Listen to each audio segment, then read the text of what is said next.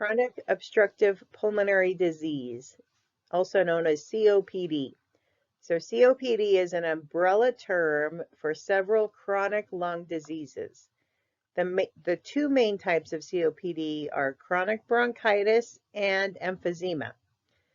These diseases affect different parts of the lungs but lead to difficult breathing. When you inhale air, air moves down the trachea and then through two tubes called the bronchi. The bronchi branch out into smaller tubes called the bronchioles, and at the end of the bronchioles are little air sacs called alveoli. At the end of the alveoli are capillaries, which are really tiny blood vessels. Oxygen moves from the lungs to the bloodstream through these capillaries. In exchange, carbon dioxide moves from the blood into the capillaries and then into the lungs before it is exhaled. Emphysema and bronchitis. So emphysema is the disease of the alveoli. So the fibers that make up the walls of the alveoli become damaged, and this damage makes them less elastic and unable to recoil when you exhale. So it's hard for the carbon dioxide to get out of the lungs. If the lung airways become inflamed, this results in bronchitis, and then of course you have mucus production on top of that. If the bronchitis persists, you can develop chronic bronchitis. You can have temporary bouts of acute bronchitis, but these episodes aren't considered to be the same as COPD because COPD is a chronic bronchitis. So what is COPD? COPD, or chronic obstructive pulmonary disease, is a pulmonary disease, and it's a chronic obstruction of airflow to the lungs. Limited airflow, meaning the bronchioles has chronic inflammation, the bronchiole becomes deformed and narrowed. The patient does not have the ability to fully exhale because the alveoli sacs have lost their ability to inflate and deflate, and they're floppy. This is irreversible, and the causes is environmental, such as smoking or living in an area with bad air pollution. COPD signs and symptoms happen gradually over time, and the patients will have a productive cough with recurrent lung infections. So again, COPD is an umbrella term for chronic bronchitis or emphysema. So patients who have chronic bronchitis, they can be known as the blue bloater. So chronic bronchitis, blue bloaters, because the patient's going to have cyanosis due to hypoxemia, so low oxygen in the blood, and their lips may be blue. You're going to see edema in the belly and legs, and this could potentially lead to right-sided heart failure. So over here on the left, I have an illustration of what a blue bloater is going to look like. Their color is going to be dusky due to cyanosis. They're going to have recurrent cough and increased sputum production. They're going to be hypoxic. They're going to have hypercapnia. They're always going to be in respiratory acidosis. They're going to have a high hemoglobin, a high respiratory rate. They're going to have exertional dyspnea, and this is a high incidence in heavy cigarette smokers. And also on their fingers, they're going to have digital clubbing. The patient also might have cardiac enlargement. They're going to be using their accessory muscles to breathe. And like I said before, this leads to right-sided heart failure. So what's going on inside the body of a blue bloater? Well, first, what is normal gas exchange? So you breathe in oxygen, air goes down the trachea, it splits in the carina, it splits into the right and left bronchus, it goes into the lungs, the bronchioles, and the alveoli sacs. When we breathe in, the diaphragm will go down because we're putting negative pressure on the diaphragm. When the diaphragm relaxes, it relaxes into a dome shape because you can exhale and release the air. But with chronic bronchitis, smoke goes all through the airways, the bronchioles become inflamed. With inflammation comes mucus, and oxygen can't get to the sacs because there's too much inflammation and too much mucus. So these patients are unable to fully exhale, and because they can't fully exhale, they have all this mucus building up. So patients take in another breath. So now they're hyperinflating the lung because the patient keeps breathing in, but the air is not getting out. So the diaphragm is going to start to flatten, and the accessory muscles in the lungs are going to have to start working harder. So since these patients can't exhale fully, the patient is retaining carbon dioxide. They're holding on to the carbon dioxide, and this is going to lead to respiratory acidosis. Not a lot of oxygen is getting in, and the red blood cells want more and more oxygen. And they go to the alveoli to get oxygen, but they can't get in. So because of this, the cyanosis is going to occur. The body tries to compensate for this, so it increases the production of red blood cells to try to get more oxygen. This causes the blood to begin to get too thick. Then the body will increase the pressure in the pulmonary artery because that's bringing unoxygenated blood to get oxygenated. But the pulmonary artery shifts blood. It increases pressure, which leads to pulmonary hypertension. So we have blood backflow into the pulmonary artery into the right side of the heart. And now we're going into right-sided heart failure because the blood is starting to back up. Then we have the pink puffers, and this refers to emphysema. So they're not going to have cyanosis. They are called pink puffers due to the compensation that's happening in the body. The low oxygen levels will make the body hyperventilate. So patients will puff to breathe to get more oxygen into their body. They inhale constant, it's going to irritate the lungs. And then of course we're going to have the inflammation process starting, and the body releases substances to lose elasticity in the air sacs. So our alveoli sacs, they're not going to inflate or deflate. This means that no gas exchange is occurring. We're keeping in carbon dioxide, but we're not getting any oxygen to the blood cells. So the sacs are not deflating, so the air in the sacs are being stuck in there, and this is going to cause hyperinflation of the lungs. So the diaphragm goes from the dome shape to the flat shape. And over here on the left is a diagram to see a pink puffer. So again, we're going to increase our CO2 retention. We're not going to have cyanosis. Our patients are going to have pursed lip breathing. They're going to have a hard time breathing. They're going to have an ineffective cough. And you might see the barrel chest on these patients. They're going to speak in short, jerky sentences. They're going to be anxious. They're going to use the accessory muscles to breathe. They're going to have a thin appearance. And this is going to lead to right-sided heart failure as well.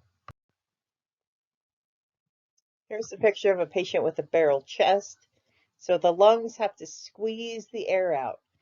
So the body's going to start using accessory muscles, and the patient will be hyperventilating to get more oxygen in.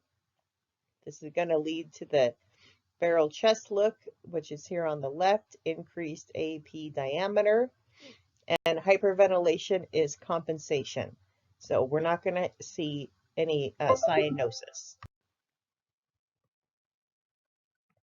If you want to remember a mnemonic for signs and symptoms of COPD, think of the words lung damage. So L is for lack of energy because the oxygen is not getting to the periphery of the body. U, unable to tolerate activity, so they're going to be short of breath. N is for nutrition. It's going to be poor, especially with emphysema, because you're spending a lot of energy to breathe. You're going to have weight loss, and chewing food and swallowing actually exhaust the patients. Your blood gases are going to be abnormal. Your PCO2 is going to be greater than 45. Your PO2 is going to be less than 90, and your patients are going to be in respiratory acidosis. D is for dry or productive cough. They're going to have a constant cough with increased mucus production. A is for accessory muscle usage. So in emphysema, the diaphragm flattens and the lungs hyperinflate. A is for abnormal lung sounds. You're going to hear diminished lung sounds in the lower basses, coarse crackles, and wheezing. M is for modification of skin color. It's going to go from pink to being cyanotic. A is for anterior-posterior increases with the barrel chest, with emphysema, and with the use of those accessory muscles. G gets in a tripod position to breathe, meaning they're going to be leaning forward, supporting hands on an object. And E is for extreme dyspnea with really short of breath. So over here on the left is a picture so you can see all of the signs and symptoms of what you're going to expect with a COPD patient. So what are some complications with COPD? Well, we talked about them having heart disease because they're going to go into right-sided heart failure, pulmonary hypertension because we're putting increased pressure on the right side of the heart. There's a potential for a pneumothorax where the lung collapses spontaneously. There's a risk for pneumonia and, of course, a risk for lung cancer. So how can we come up with a diagnosis of COPD? Well, first of all, the patients are going to be using a spirometer. So they're going to breathe into a tube which measures how much volume the lungs can hold during inhalation and how much and how fast air volume is being exhaled. Spirometry is the most common of the pulmonary function tests. It measures lung function, specifically the amount and/or speed of air that can be inhaled and exhaled. It measures the forced vital capacity, or FVC. Low level on a reading is restrictive breathing. The forced vital capacity, or FVC, is defined as the amount of air that can be forcibly exhaled from the lungs after taking the deepest breath possible. This number, which averages at around 3 liters, but depends on height, weight, and other factors, may be decreased either temporarily or permanently due to a number of different lung issues. Force expiratory volume, how much the air the person can inhale in 1 second, and a low score is indicating a disease. And forced expiratory volume, FEV is what it's referred to, refers to the volume of air that an individual can exhale during a forced breath in 1 second.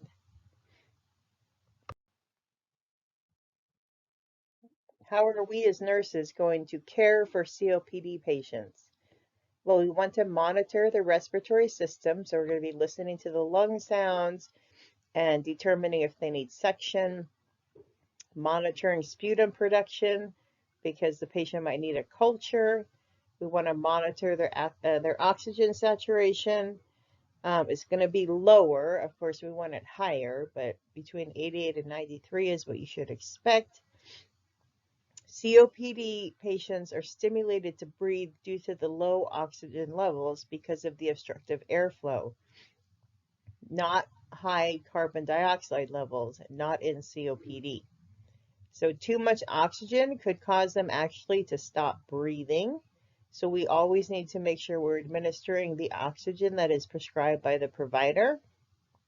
We want to monitor and assess their effort of breathing. We want them to do pursed lip breathing, and we want them to use that diaphragm, so diaphragmatic breathing. So over here on the left, you can see how to teach someone to do pursed lip breathing.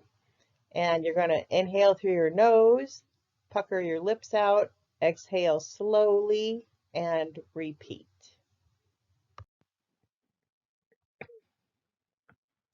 So why do we want to encourage pursed lip breathing? Well, it's going to increase oxygen levels. It encourages the patient to breathe out longer. They are retaining air volume due to the alveoli sacs and bronchioles being constricted and losing their elasticity.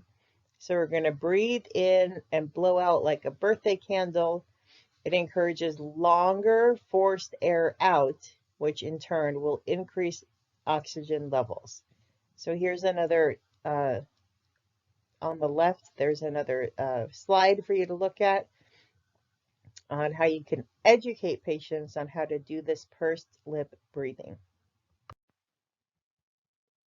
We also want to teach these patients how to do diaphragmatic breathing. So the lungs are already hyperinflated and the diaphragm is pushed down, so the body starts using the accessory muscles to breathe. So we want to help strengthen the diaphragm, slow down the breathing rate, and decrease the calories used in breathing. So you're going to have the patient lay down, put a pillow under their knees, one hand on the chest and one hand on the abdomen, and we're going to inhale and move the abdominal muscles. Pursed lip breathing out using the diaphragm muscles. Some more education for patients with COPD. They have high nutritional needs. Emphysema patients hyperventilate and breathe rapidly. They're trying to keep the oxygen levels high, so they want to eat a high calorie and protein diet, and they want to eat this small meals and frequently. No large meals because they already have hyperinflated lungs and a flat diaphragm, and a full stomach will only push up on the lungs and diaphragm even more. We want to have them drinking 2 to 3 liters per day of fluids, keeping them hydrated to keep those secretions thin.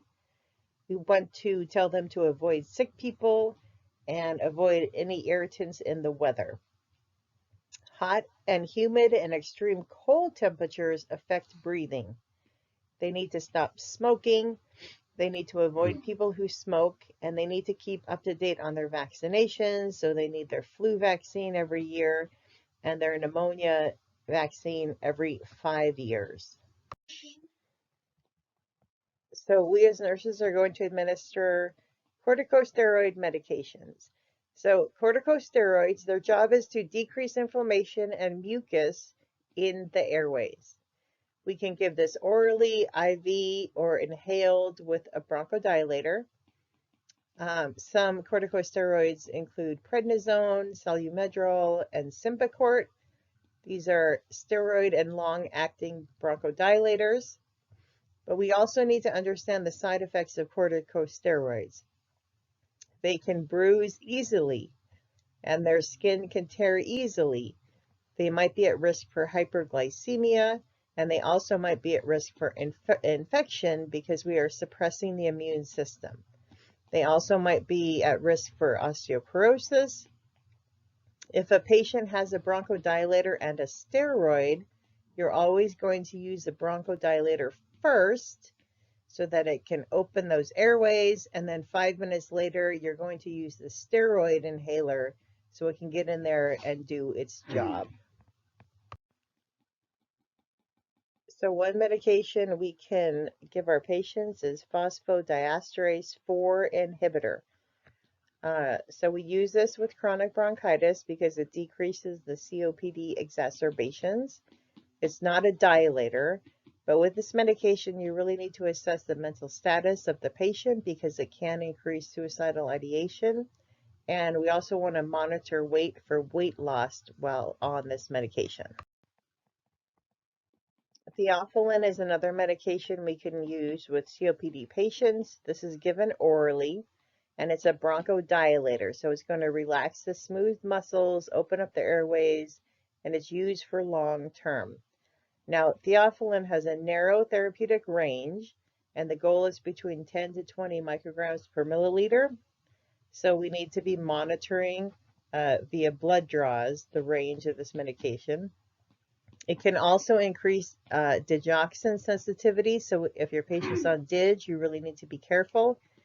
And it also decreases the effectiveness of lithium and dilantin. So make sure you understand if the patient's on DIG, lithium, and dilantin, that this theophylline can alter the therapeutic effects. And you also need to do blood draws because it has a very narrow therapeutic range. So some side effects that you would expect with theophylline and that you need to educate your patients about include nausea and vomiting, maybe some tremors, headache, and also possible trouble sleeping. Short-acting bronchodilators, we talked about this when we talked about asthma, but they're short-acting. They're great in emergency situations. They open the airways so the patient has quick relief. These are known as beta-2 agonists, such as albuterol, and they have anticholinergic agents, inhaled short-acting, which is an Atrovent. But remember what happens when you give patients anticholinergic? It dries everything up. So they might have a problem urinating, they might not have so much saliva going on, and they might have a problem having bowel movements. So again, with our beta-2 agonists, we have some side effects over here on the left. They might get tremors, they might have hypokalemia, hyperglycemia, and they might have some QT prolongation on an EKG. So the long-acting bronchodilators, the effects last longer. It's usually scheduled once or twice a day. And a beta-2 agonist would be like salmeterol, and anticholinergic examples would be Spiriva. But remember, we always use the bronchodilator first before we give anything else that is going to go in and help the lungs relax and decrease the mucus, which would be a corticosteroid. But the side effects of beta-2 agonists, we're going to have increased heart rate, and then the anticholinergic side effects we talked about, but they might have dry mouth, blurred vision, difficulty urinating, and difficulty having bowel movements. So here's a slide that can help you understand the anticholinergic side effects. You can see all the different types of medications here, but just understand that you know the anticholinergic side effects so you can educate your patients so that they aren't surprised when they have any of these side effects happening to them.